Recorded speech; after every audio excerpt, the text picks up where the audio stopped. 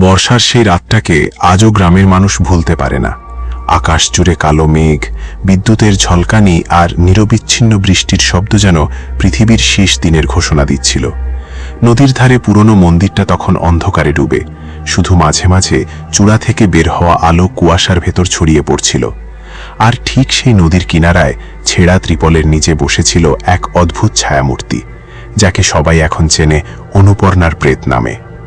অনেক বছর আগে অনুপর্ণা ছিল গ্রামের সবচেয়ে শান্ত স্বভাবের মেয়ে। তার স্বামী মারা যাওয়ার পর সে মন্দিরে রান্নার কাজ নেয়।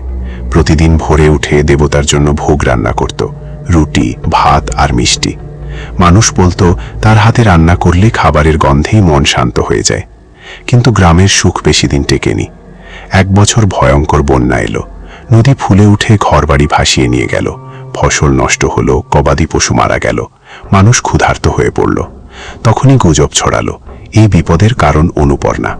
কেউ বলল সে নাকি রাতে শ্মশানে যায়, কেউ বলল তার রান্নার মধ্যে অশুভ শক্তি আছে। ভয় আর ক্ষুধা মানুষকে নিষ্ঠুর করে তোলে। এক ঝড়ের রাতে গ্রামের লোকেরা তাকে মন্দির থেকে তাড়িয়ে দেয়। ভিজে কাপড়ে কাঁদতে কাঁদতে অনুপর্ণা নদীর ধারে আশ্রয় নেয়। সঙ্গে ছিল শুধু একটি পুরনো তাওয়া আর ময়দার ছোট পুটলি। শেষবারের মতো সে আগুন জ্বালিয়ে রুটি বানাতে বসে। কিন্তু সেই রাতেই নদীর জল বেড়ে যায়। বজ্রপাতের আলোয় কেউ দূর থেকে দেখেছিল অনুপর্ণা আগুনের পাশে বসে আছে, আর হঠাৎ এক বিশাল ঢেউ এসে সবকিছু গিলে ফেলল। পরদিন সকালে তার কোনো চিহ্ন পাওয়া যায়নি। তারপর থেকেই অদ্ভুত ঘটনা শুরু হয়।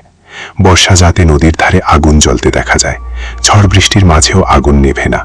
কেউ কেউ শপথ করে বলেছে তারা দেখেছে এক কঙ্কালসার নারী মাথায় ঘোমটা টেনে বসে রুটি বেলছে। তার চোখের জায়গায় শুধু অন্ধকার, কিন্তু হাত থামে না। তাওয়ার ওপর রুটি ফুলে ওঠে, আর বাতাসে ছড়িয়ে পড়ে গরম খাবারের গন্ধ।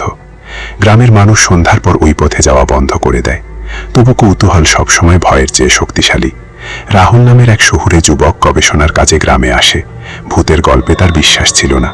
লোকজনের মুখে অনুপর্ণার গল্প শুনে সে হেসে বলেছিল সবই মানুষের কল্পনা। এক বর্ষার রাতে সে ক্যামেরা নিয়ে নদীর দিকে যায়। বৃষ্টি পড়ছে, কাদা জমেছে, চারদিকে শুধু ঝিঝি পোকার শব্দ। হঠাৎ সে দেখতে পেল দূরে ক্ষীণ আগুনের আলো। কাছে যেতেই গরম রুটির গন্ধ নাকে এলো। তার সামনে দৃশ্যটা স্পষ্ট হয়ে উঠল। এক কঙ্কালমুখী নারী ধীরে ধীরে রুটি বেলছে। তার ভিজে শাড়ি মাটিতে লেগে আছে, আর আগুনের আলোয় হাড়গুলো চকচক করছে। নারীটি মাথা না তুলেই বলল, খিদে পেয়েছে? রাহুলের শরীর ঠান্ডা হয়ে গেল। সে বুঝতে পারল শব্দটা তার মাথার ভেতর বাজছে, কানে নয়। ভয়ে পালাতে চাইলে তার পা নড়ল না। নারীটি তাওয়া থেকে একটি রুটি তুলে তার দিকে বাড়িয়ে দিল। আগুনের আলোয় রুটিটা অস্বাভাবিকভাবে উজ্জ্বল লাগছিল। খাও, আমাকে মুক্তি দাও। আবার সেই কণ্ঠ। রাহুল কাঁপতে কাঁপতে হাত বাড়ালো। ঠিক তখনই মন্দিরের চূড়া থেকে তীব্র আলো এসে পড়ল নদীর ওপর। আলো পড়তেই নারীটির মুখ বিকৃত হয়ে গেল, যেন শত বছরের যন্ত্রণা একসঙ্গে প্রকাশ পাচ্ছে। হঠাৎ ঝড়ের শব্দ বেড়ে গেল, আর আগুন হু হু করে জ্বলে উঠল। রাহুল চিৎকার করে পিছিয়ে পড়ল। তার হাত থেকে ক্যামেরা পড়ে গেল পানিতে। পরদিন সকালে গ্রামের মানুষ নদীর ধারে তাকে খুঁজে পেল না। শুধু কাঁদার ওপর পড়েছিল একটি গরম রুটি, যেন সদ্য বানানো। তারপর থেকে গল্পটা আরো ভয়ঙ্কর হয়েছে। লোকেরা বলে এখন মাঝে মাঝে আগুনের পাশে দুটো ছায়া দেখা যায়, একা নয়, যেন কেউ বসে আছে তার সামনে। আর বৃষ্টির রাতে বাতাসে ভেসে আসে দুজন মানুষের চাপা কথা।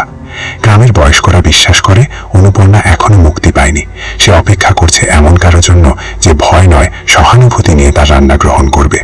কিন্তু কেউ আর সাহস করে না নদীর ধারে যেতে, কারণ সবাই জানে যে একবার সেই আগুনের আলো দেখেছে সে আর আগের মানুষ হয়ে ফিরে আসে না।